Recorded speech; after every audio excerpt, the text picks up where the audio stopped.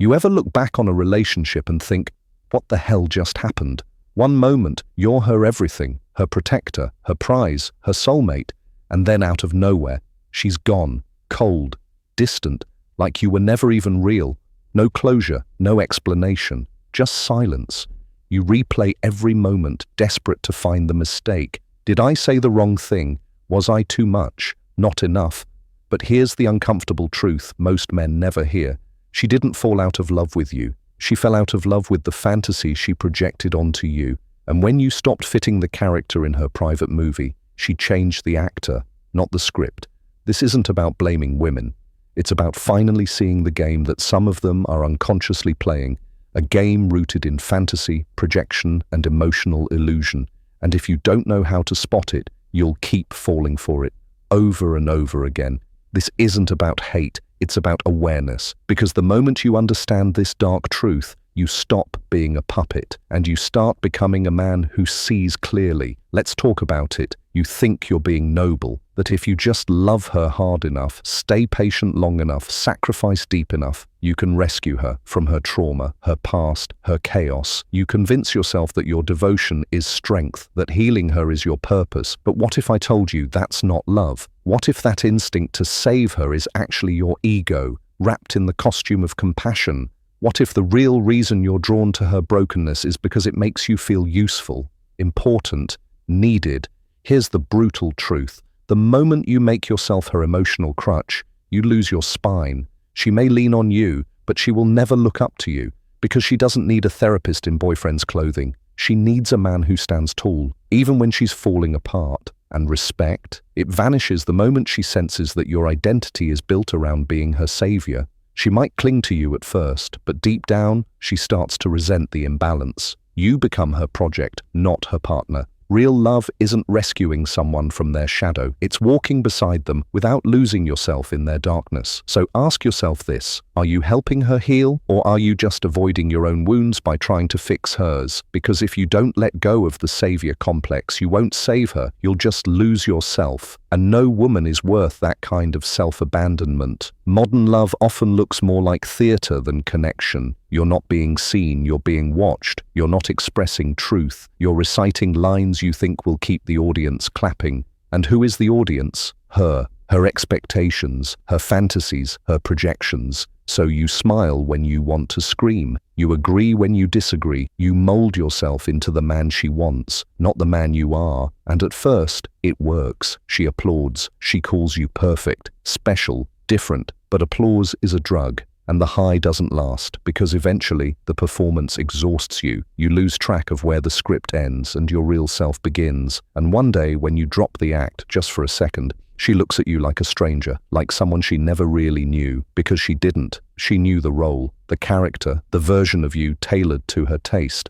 And when the curtain falls, when you're tired of performing, what's left? Silence, distance, confusion, because love built on performance isn't love. It's theater, and no matter how good the show is, it always ends. If you want real intimacy, you have to stop acting. You have to risk being misunderstood. You have to show up, not as a character, but as a man. No applause, no spotlight, just presence, just truth. Because when love becomes a stage play, the tragedy isn't that the audience leaves. It's that you were never really there to begin with. There's a quiet war happening beneath the surface of modern relationships, and most men don't see it until it's too late. When a woman's inner masculine, what Carl Jung called the Animus, goes unchecked, something dangerous happens. She doesn't seek partnership, she seeks control. You'll notice it in her tone. Certainty without self-awareness, morality without introspection. She doesn't argue to understand, she argues to dominate. Her words become weapons, not bridges. And when you try to set a boundary, she calls it weakness. When you assert your truth, she calls it toxic. The scariest part, society cheers her on. She's called empowered, fierce, independent. But no one asks, empowered by what? Fierce in the service of whom? Independent from what truth? What you're witnessing isn't strength. It's a woman possessed by her unintegrated animus. She's not connected to her essence. She's hijacked by a fantasy of masculine power distorted into control, conquest, and coldness. And you, if you're not aware, you'll think you're the problem. You'll doubt yourself, shrink yourself, appease her just to keep the peace. But appeasement never earns respect. It feeds the tyrant. Jung warned us, when the animus is undeveloped, it becomes a tyrannical voice in the psyche, self-righteous, superior, and incapable of love. So stop trying to win her approval. Stand firm in your own grounded masculinity. If she cannot meet you there, walk away. Because the man who trades his soul for peace in a palace ruled by projection has not found love. He's found servitude. You think honesty means openness. That love means full disclosure. So you tell her everything. Your thoughts, your fears, your past, your plans. You put your entire soul on the table thinking it will bring you closer. But here's the uncomfortable truth. Desire doesn't thrive in full exposure. You don't build attraction by being completely accessible. You build it by being unpredictable, not dishonest, not manipulative, but complex, layered, alive in a way that can't be fully grasped in one sitting.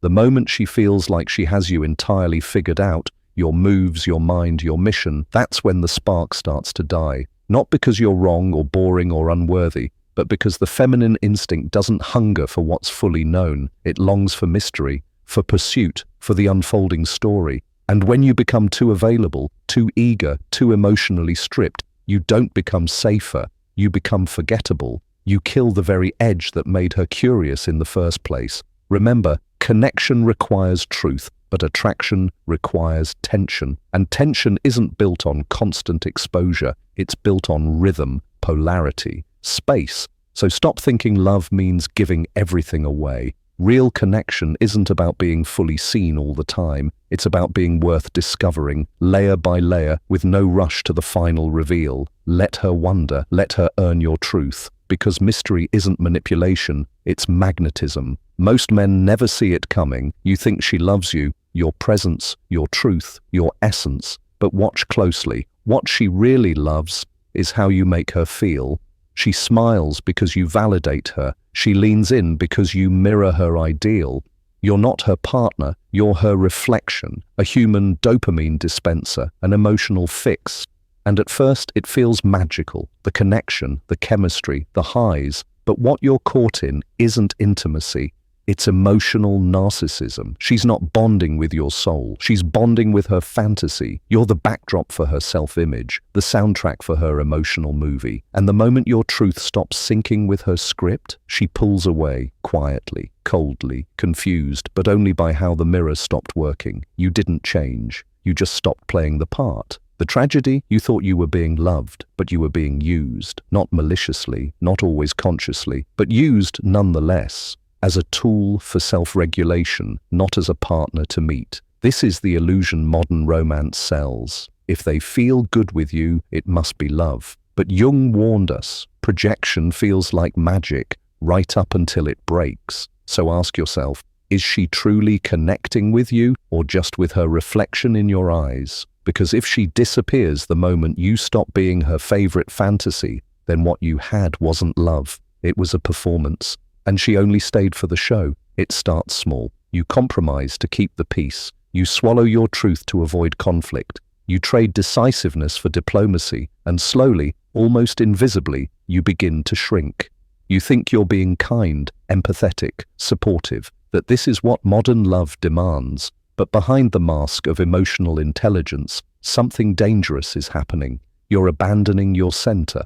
The masculine, in its true form, is grounded. It's rooted in clarity, purpose, and direction, not control, not dominance, but leadership, a calm, unwavering presence that holds firm even in chaos. But when you give that up for approval, for her comfort, her validation, her fleeting affection, you don't become more lovable, you become forgettable. Why? Because no woman respects a man who cannot hold his ground. You may win her agreement, her praise, even her body, but you'll never win her soul. Not if you trade your spine for her smile. The tragedy is that you think you're creating harmony, but all you're really doing is eroding your identity. And when the masculine forgets how to lead, not by force, but by presence, relationships collapse into confusion, polarity dies, attraction fades, and you become a ghost in your own life. So reclaim your center, speak with clarity, move with purpose, lead, not to dominate, but to anchor, because the man who cannot lead himself will always be led by someone else, and no woman can trust a man who doesn't trust himself. We live in a culture addicted to feedback loops. Every like, every compliment, every "you're such a good guy" feels like proof you're doing something right. So you chase more, you smile more, you say what she wants to hear, you become agreeable, soft, pleasant. But here's the reality: validation is a drug, and you're hooked. You think it makes you valuable, but all it's doing is making you predictable. And predictable men, they're never truly respected. You become the emotional equivalent of fast food, easy, accessible, and quickly forgotten. When your behavior is built on applause, not truth, you stop standing for anything. You float with the mood of the moment, the opinion of the crowd, the desires of whoever's watching. You're not a man, you're a mirror. And women, they might enjoy it at first. The attention, the praise, the compliance, but over time, they feel it. The emptiness, the lack of edge, the absence of grounded masculinity. They don't want a man who blends into their expectations. They want a man who anchors them in reality. So stop mistaking approval for power. You weren't made to be liked, you were made to be respected. And respect only comes when you're willing to walk alone, speak the unpopular truth, and remain unshaken when the applause fades. Get out of the echo chamber, step into your spine, because the man who needs nothing from others commands everything within himself. You've been fed the lie since childhood that somewhere out there is the one, your missing piece, your better half, the woman who will make you whole. But that idea doesn't come from strength. It comes from lack, from a boyhood wound left untreated, from the ache of not knowing who you are without someone else's love to define you. So you chase her, you idolize her, you hand her the keys to your soul and ask her to fix what you never dared to face. And when she doesn't, when she can't, you call it betrayal. But it was never her job. No woman can complete you. She's not meant to. That burden isn't love. It's spiritual codependency. When you make her your source of wholeness, you don't honor her. You crush her under the weight of your undeveloped self, and she'll either leave or lose herself trying to hold you up. Wholeness is your responsibility. It's forged in solitude, in silence, in sweat. It's built brick by brick as you confront the shadow parts you've spent a lifetime avoiding. Only when you become whole on your own, without needing her, without chasing validation, do you become truly capable of love. Not love built on fantasy, but love built on freedom. So stop searching for the one who completes you. Become the man who doesn't need completing, and watch what kind of woman that kind of man attracts. You thought playing it safe would make her stay. That being agreeable, supportive, and always available would earn her love. So you became the good guy, the emotional support system, the steady hand that never challenged, never disrupted, never led. But here's the truth. You didn't become her partner, you became her accessory, a psychological prop she could rely on, but never fully see. You never upset her narrative, never poked at her blind spots, never stood firm in your own truth. You were always kind, always accommodating, and in doing so, you made yourself invisible. She'll say you're sweet, reliable, safe, but underneath that praise is something colder, boredom. Because women don't fall for men who orbit their ego. They fall for men who anchor themselves in reality, in truth, in spine. When you erase your edges just to avoid rejection, you don't become lovable. You become forgettable, a puppet who dances perfectly until she gets tired of the show, and she will, because the man she respects isn't the one who flatters her fantasies. It's the one who disrupts them, not cruelly, not arrogantly, but boldly. So stop being her mirror. Stop nodding along just to be liked. Be the man who stands when it's easier to kneel, because the woman worth having doesn't want a puppet, she wants a presence. And you'll never be that until you stop performing and start living from your center. She says she knows you, that you're different, special, unlike the others. And at first, it feels like love, like you're finally being seen, but you're not. You're being cast. Because what she's falling for isn't you, it's her projection of you, her internal fantasy shaped by childhood, culture, wounds, and wants. Carl Jung called it the Animus, the unconscious masculine image that lives inside every woman. And when it's undeveloped, it doesn't just distort her view of men, it possesses it. She doesn't see who you are, she sees who she needs you to be. And you know it. Deep down you feel the dissonance. But you ignore it, you perform, you play along, because the illusion feels better than being alone. You'd rather be loved for a lie than risk being unseen in your truth. So you become the fantasy, you suppress your rough edges, you smile when you want to speak, you adapt, you shrink, and in doing so, you surrender your soul to her script. But illusions are fragile, they crack under pressure, and when you inevitably break character, when the real you slips through, she won't adapt the story. She'll replace the actor. That's the cruelty of projection as possession. It doesn't love, it uses. So ask yourself, are you being loved or are you being controlled by someone else's fantasy? Because freedom doesn't come from being chosen. It comes from refusing to be owned by anyone's illusion, even hers. Most men don't choose solitude. They run from it. They fill the silence with distractions, relationships, and noise, hoping never to hear the truth echoing inside them. I don't know who I am without someone else. But here's the reality. The man who fears solitude is the easiest to control. He'll bend to her moods, compromise his values, chase her approval, because he believes being alone is worse than being false. He doesn't love her from strength. He clings from fear. That man is not free. Now contrast him with the man who chooses solitude, not out of bitterness, but out of courage. He's faced the silence, sat in the darkness, wrestled his demons, and in doing so, he has built an inner foundation no one can shake. He doesn't need her. So when he gives his love, it's not to fill a void. It's to share an overflowing wholeness. It's clean, pure, powerful. He's not seeking completion. He is complete. And that changes everything. Because when a man loves from that place, there are no games, no power struggles, no manipulation, just truth meeting truth. So if you're still chasing relationships to avoid your own emptiness, stop, turn inward. Stay there, suffer if you must.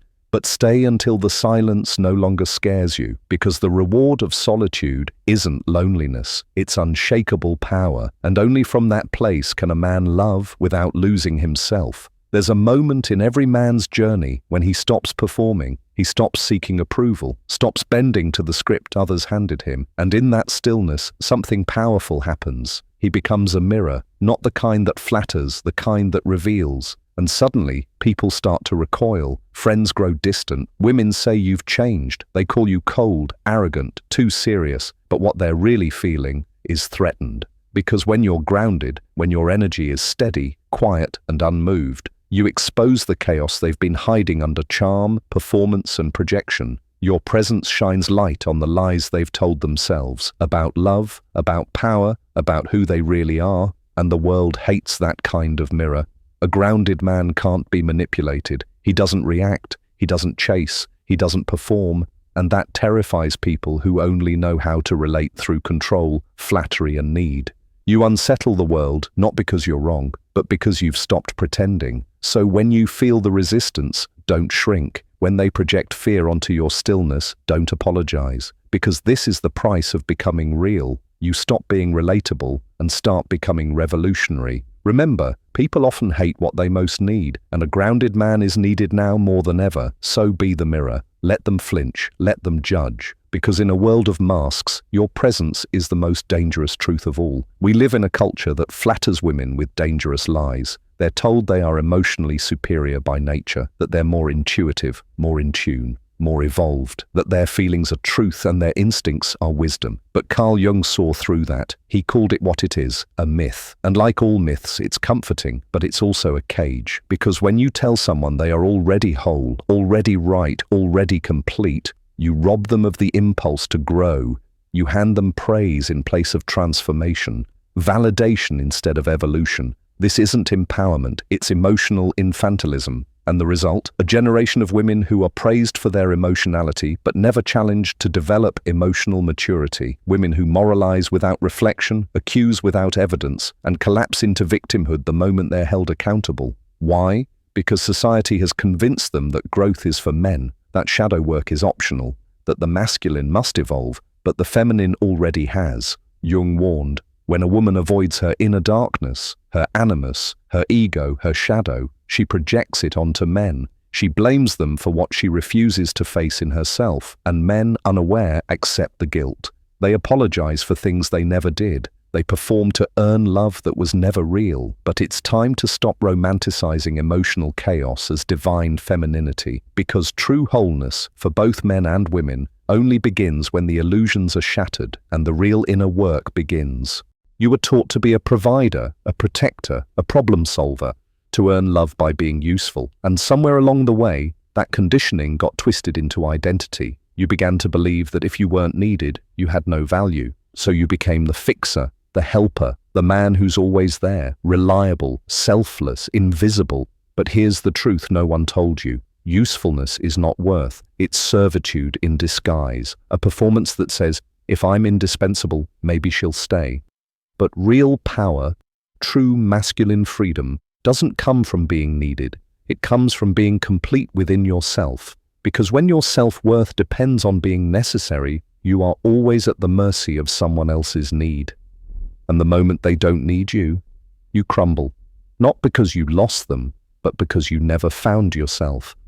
The man who returns to himself, who no longer needs to be needed, becomes immovable. He doesn't chase validation. He doesn't beg for purpose. He is purpose. And ironically, that's the man people gravitate toward, not because he fills their gaps, but because he doesn't have any. So stop performing worth. Stop proving value through sacrifice. You are not a tool. You are not a service. You are not her emotional support system. You are a man. And when you finally stop trying to be everything for everyone, you'll realize you've been enough all along. If you've made it this far, you're not just watching, you're waking up. The truth isn't always comfortable. It doesn't sound like a fairy tale, and it won't get applause from everyone. But if you felt something hit deep today, good. That's where real growth starts. This message isn't about blaming women. It's about holding a mirror up to the illusions that keep both men and women trapped in cycles of performance, projection, and pain. Now it's your turn. Comment below. I choose truth over fantasy. If you're done playing the role. If you're ready to reclaim your identity and stop being a character in someone else's story.